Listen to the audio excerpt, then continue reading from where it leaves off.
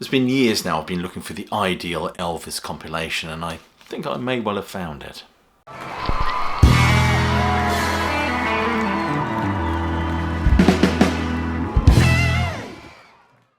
Welcome, Classic Rock Fans, to an unboxing, and today we're looking at the brand new Elvis collection called Memphis. Now this has been released by Sony Legacy, which fills me with confidence from the get-go, as I love the Bob Dylan bootleg series, which is also overseen by Sony Legacy, or released through Sony Legacy. And the attention to detail is absolutely meticulous. It's fabulous. I don't have all those Bob Dylan sets, unfortunately. I only have about one or two because they're bloody expensive. So unfortunately, there are huge holes in my Bob Dylan bootleg series collection. But hopefully it's an ambition of mine to get them plugged over time.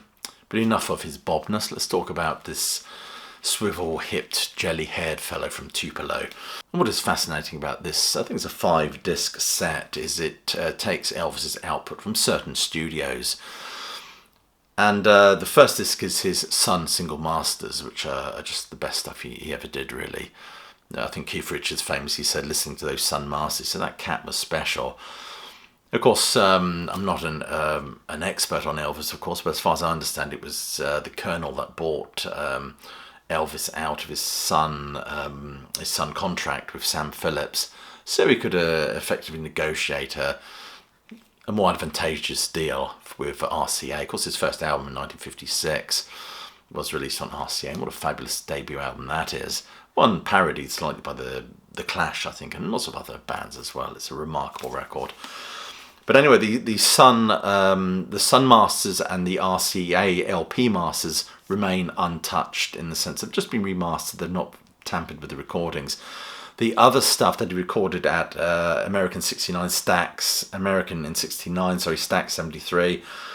There's the Homecoming Concert and Graceland 76. What they've done with that is, I think it was, I'll read out the blurb to you. To celebrate the 70th anniversary of Elvis's first legendary Sun recording, Sony Legacy is proud to present Memphis, the first fully comprehensive collection of his finest work, made in his hometown of Memphis, Tennessee. In addition, this 5-CD set commemorates the work at other studios like American Sound, Stax, Mid-South Coliseum. That's the live show, I think, and of course his beloved home of Graceland.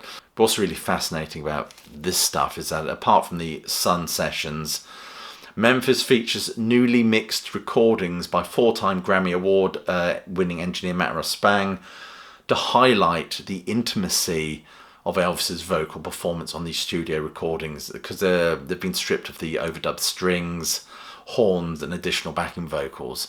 So they feel very naked, in the sense of just appreciating sort of Elvis's vocal performance and timbre. A bit like a kind of Paul McCartney stripping away all that production goo and affectation from the Beatles' Let It Be.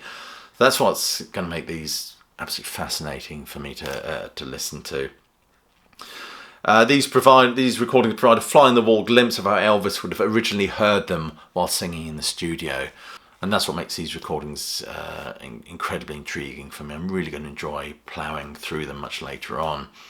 Anyway, enough of this flannel. Let's get the cellophane off and take a better look at the item itself. So here's the item. It's a nice thick card. It's a bit of a slipcase affair we've got going on here.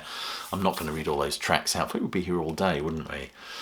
So we've got the Sun single masters on disc 1, and also the Sun RCA LP masters. They make up the whole of the first disc, which are not remixed in any way. They're just probably remastered and just left as they should be. It's the other stuff that's going to be interesting to hear. So here's the first thing out of the slipcase. Wonderful picture of Elvis. Picture of Stax Studios there on the back. And it opens up like this, revealing the discs. And then just numbered disc 1, 2, 3, 4, 5, I presume. And I'll just show you the first disc. The rest of the discs are exactly the same design, so it's not really worth me showing them all to you. You see that without the light reflecting on it. They just slip in there. I don't know how great that card sleeve is going to be at actually protecting the discs from scratches. I don't know. Then we get Memphis as well. I presume that's the second part. This is the first part, which from the pictures we can associate these are the early recordings. So I've done it in the wrong order, but you get the picture. So I think that's the first 2 discs and the last 3 discs. These are the Sun recordings and the stuff that he did with RCA. This is the latest stuff as well. And we got a lovely booklet as well. Wonderful picture of Graceland there. If I went to Memphis, Tennessee, it would certainly be a visit I would have to make. Because I'm a huge fan of Zombieland 2, you see, that's the reason why.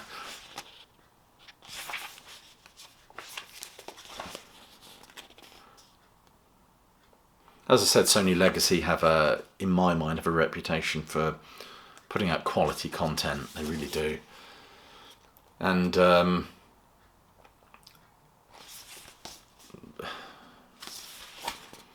especially those Bob Dylan sets, but I'm repeating myself.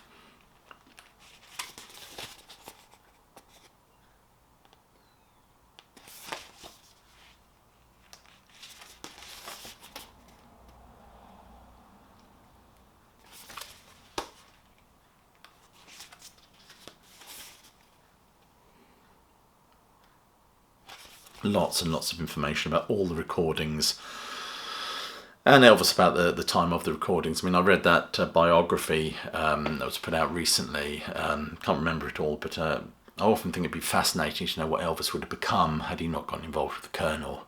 That would have been interesting. Might have done maybe would have done a few European dates.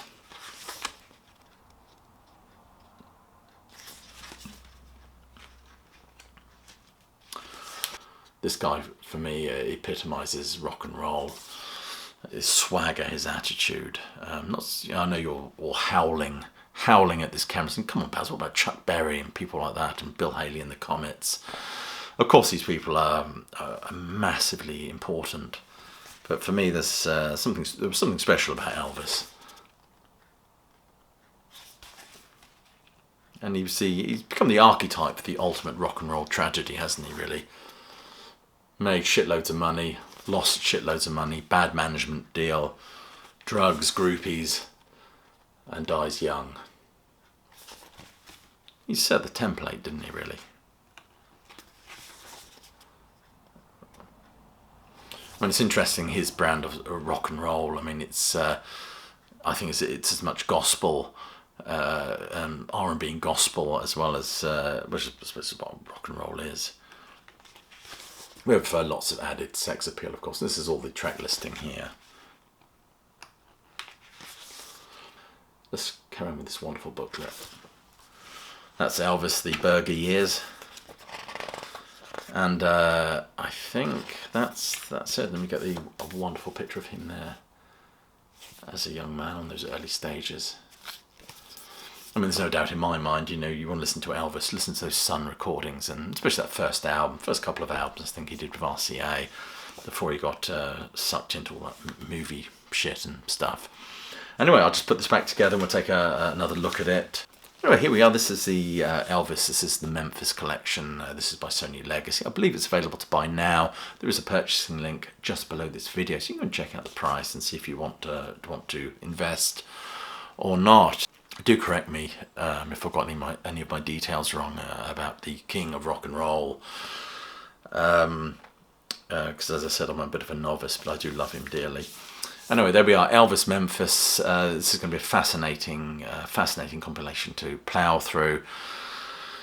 Let me know what you think. Anyway, please, I've said click likes. I've done that, haven't I? So I'll just say, hope you're well, staying safe, and of course that you keep listening.